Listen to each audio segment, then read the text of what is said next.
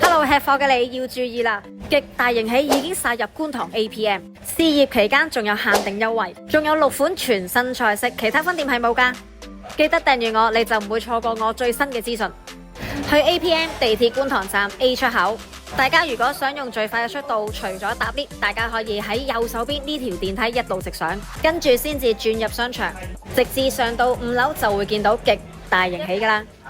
大家見到我呢個陣容，知道我又係介紹放題啦。大家呢都係見到有新鮮榴蓮啦，成行成市周街都係會講新鮮榴蓮嘅。今次呢，我見到佢都有啲誠意嘅，有6款嘅新嘢係我哋平時嘅放題係未見到嘅。嗰6款就係金蒜奶油炒鮮肉蟹、海皇一品冬瓜盅、翡翠百鳥歸巢、魚露金不換凍蜆王、斑馬火腿忌廉芝士、功夫雞皮腐蝦。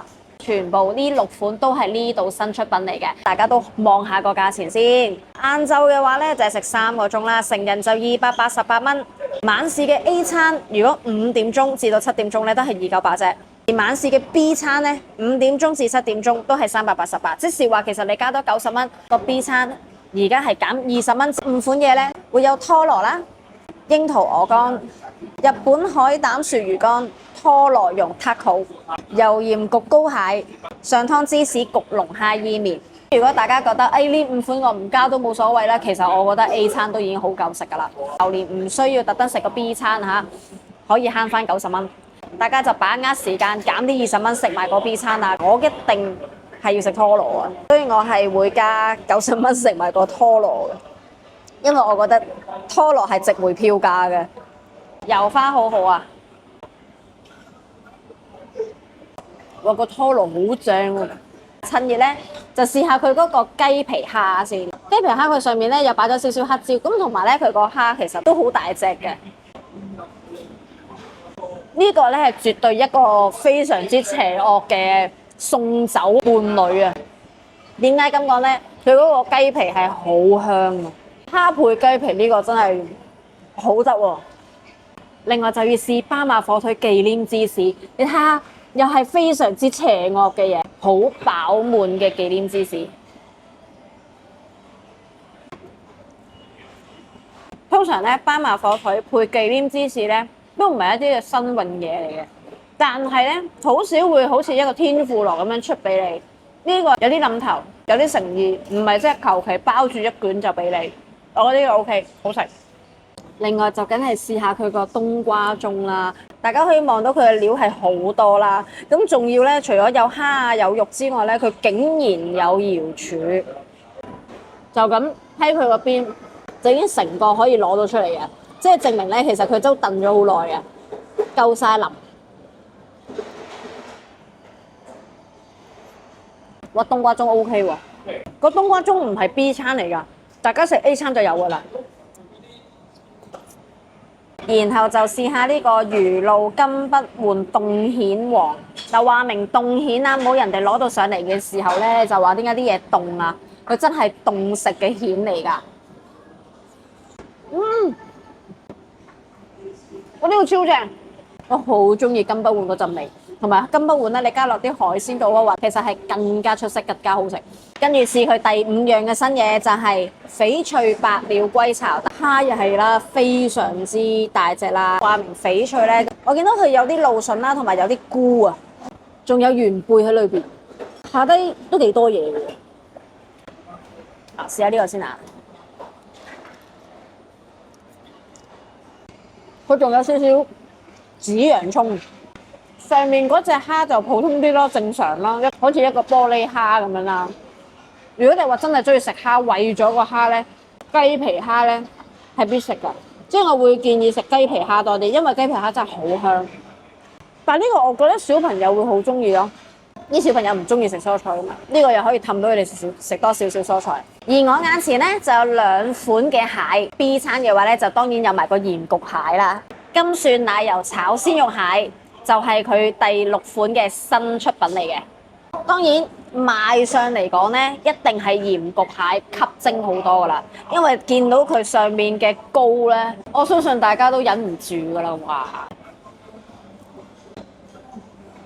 你話佢係咪好出色？一般啦。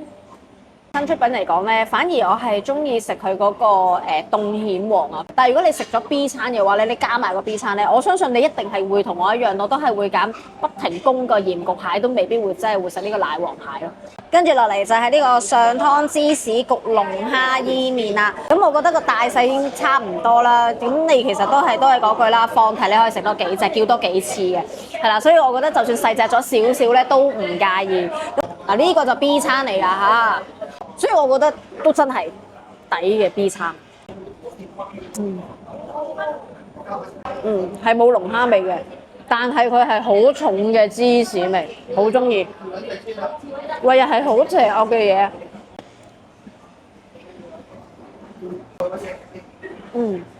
話大鑊啊！佢嘅伊麵好好食，同埋有一個咧，我覺得幾得意嘅，應該大家都見過，就係櫻桃鵝肝，成個車厘子咁樣嘅。如果大家好怕食鵝肝好漏咧，咁呢個都好 OK 嘅。入邊係咁嘅，其實真係 OK 㗎。幾好食，佢都好重鵝肝味㗎，係有少少藍莓味，酸酸地，你唔會覺得太流。B 餐嘅都要食佢個 taco 啦，吞拿魚蓉有海膽、魚子添，脆粒粒嘅，口感非常豐富，好好食嘅。相信大家食放題咧都一定知道，唔會淨係得 QR code 落單嘅。仲有出邊嘅自助區，出邊嘅自助區咧都好多嘢食嘅。咁我見到有3款嘅點心嘅，有小籠包、燒賣、蝦餃，亦都有幾款嘅熟食嘅。咁啊，連龍躉都有得食啦。日式前菜咧都有好多款俾大家揀。甜品咧，除咗係蛋糕啊、馬卡龍，仲有係軟雪糕，我自己可以擠㗎啦。小朋友最中意玩嘅啦，仲可以過隔離可以擠埋榛子朱古力醬。非常邪惡，但係我自己咧都好中意食哈根達雪糕啦，或者係 Muffin 雪糕啦，呢啲咧都係比較性價比高嘅雪糕啦。仲有唔同款飲品，出邊都有好多唔同嘅水果，我見到有西瓜啊各樣嘅，咁但係咧，梗係食榴蓮啦！呢啲當造嘅季節一定係冇辦法唔食榴蓮嘅。對我嚟講，榴蓮都係我其中一個重點嚟嘅。過完呢個夏天咧，食嘅榴蓮又冇咁好食㗎啦。呢個又可以榴蓮狂隊嘅時候啦。雖然佢唔係一個超正嘅榴蓮，但係我覺得任食嚟計，佢已經係好 OK 嘅啦。除咗大家見到我台面上叫嘅嘢啦，因為呢啲都係我平時會食嘅嘢。其實佢個 QR code 裏邊咧落單都有好多嘢食嘅。咁啊，例如佢啲刺身啊，都有好多款㗎。壽司啦。熟食啦、串燒啦，因為真係太多，食唔到咁多。炸物啊、壽喜燒或者蟹粥啊呢啲咧，我就真係冇叫嘅，樣樣都食啲，樣樣都試下。放題就係咁玩㗎啦。而我嘅資訊欄裏邊咧都有寫得非常之清清楚楚嗰個價錢啦。唔識睇嘅唔緊要，留言話我知。咁我哋下集再見啦，拜拜。